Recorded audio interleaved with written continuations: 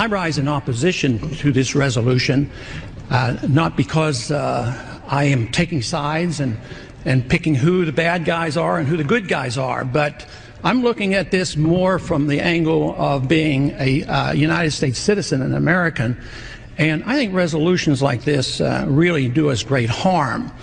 In many ways, what's happening in the Middle East, and in particular with Gaza right now, we have some moral responsibility for both sides in a way, because we provide help and funding for both Arab nations and Israel. And so we definitely have a moral responsibility, and especially now today, the weapons being used to kill so many Palestinians are American weapons, and American funds essentially are being used for this. But there's a political liability which I think is something that we fail to look at, because too often there's so much blowback from our intervention in areas that we shouldn't be involved in. You know, Hamas, if you look at the history, you'll find out that Hamas was encouraged and really started by Israel, because they wanted Hamas to counteract Yasser Arafat. And you say, well, yeah, that was better then and served its purpose, but we didn't want Hamas to do this. So then we as Americans say, well, we have such a good system, we're going to impose this on the world.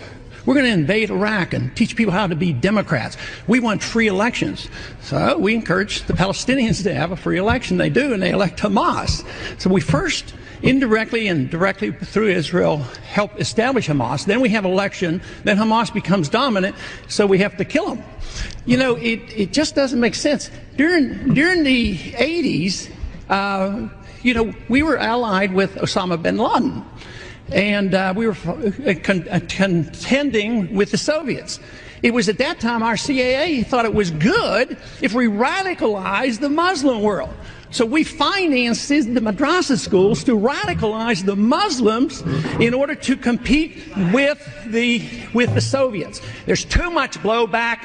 There's a lot of reasons why we should oppose this resolution. It is not in the interest of the United States. It's not in the interest of Israel either.